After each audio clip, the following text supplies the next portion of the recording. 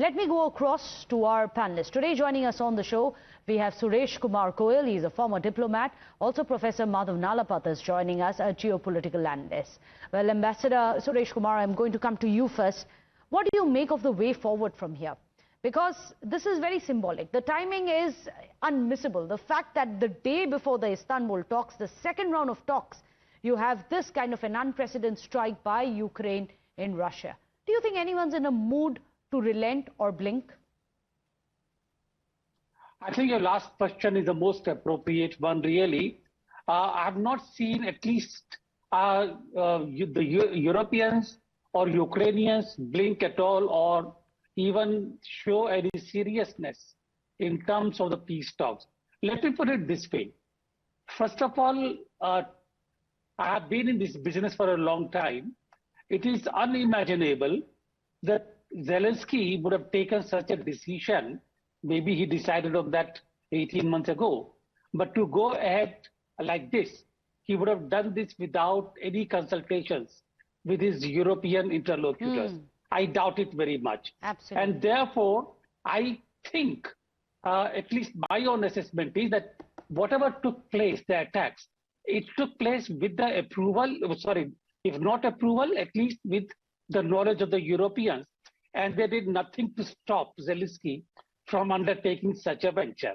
So my conclusion really would be that Ukraine is being allowed to plunge deeper into the war, while at the same time giving signals of at least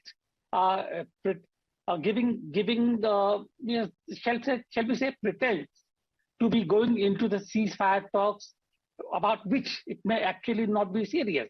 Now about Putin also, Putin has given sufficient indications that any kind of ceasefire or peace that he wants will be at his own terms. Therefore, both the sides, and I'm not talking about Trump at the moment, both Europeans, and I don't think Ukraine really counts. It's actually Europe versus Putin in terms of the new security architecture, which can be suitable for both the sides.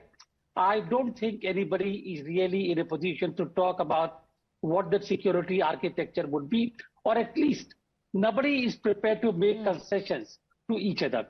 As far as Trump is concerned, I think Trump has not fully understood the seriousness of the situation of what is happening there. He thought, just like in the case of India and Pakistan, that he could actually buy peace by offering trade deals.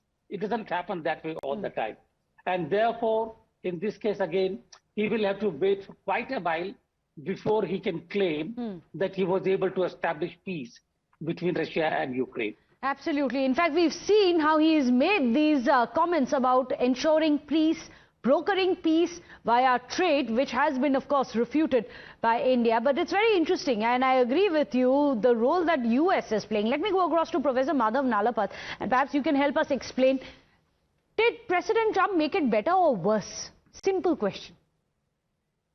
Look, he's trying to make it better. There's no doubt about it. But the reality is, and I fully agree with Ambassador, this kind of an attack could not have been done without the connivance of the Europeans. And I don't blame them for a simple reason. These bombers are not the kind of bombers that would be used to attack Ukraine. They'll be used to attack the UK. They'll be used to attack Germany, the farthermost corners of Europe. Ukraine the Russians don't need long-range bombers to attack a neighboring country. They need that to attack countries far away, such as the UK. So I want to say that Zelensky is no partner in peace. The reality is that, his public opinion is totally against the war. They want the war to stop now. I think President Putin, on his part, is also facing a restive public, and they're not going to be made any more happy by this kind of an attack. I think the call for more attacks on Ukraine is going to come. So what is happening is the Ukrainians are being sacrificed, to help the other Europeans, especially in the farthest corners of Europe, to destroy the Russian strategic arsenal. So I think that is the task Ukraine is performing.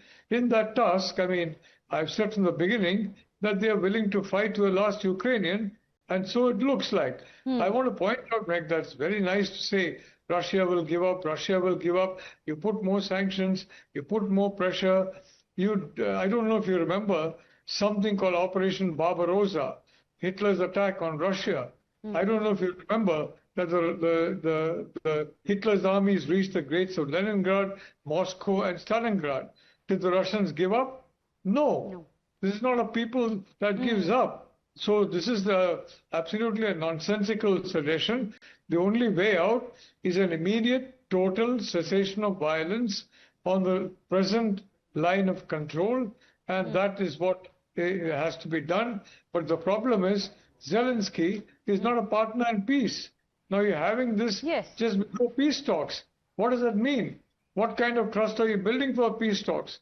What kind of face are you giving Putin to go into peace talks and make concessions after this kind of an attack? So frankly, this weakens trust, and in my view, there's another tactic by the European Union. The European Union is still under the belief that you can destroy Russia the way you destroyed the way the Soviet Union destroyed itself. I don't think that is possible. That's a self-serving move by the European partners if they can egg on Zelensky enough to destroy strategic military assets of President Putin. It is going to help them in future. But what happens for peace right now? Will Ukraine merely be collateral damage? Well, we are hoping that there is going to be some kind of a breakthrough, but that seems a bit hard today considering Operation Spiderweb, which has been launched. But we'll have to wait and see what comes out of the talks in Istanbul. We'll be tracking this very closely here. Thank you so much, gentlemen, Ambassador, as well as Professor Madhav Nalapath, for joining us.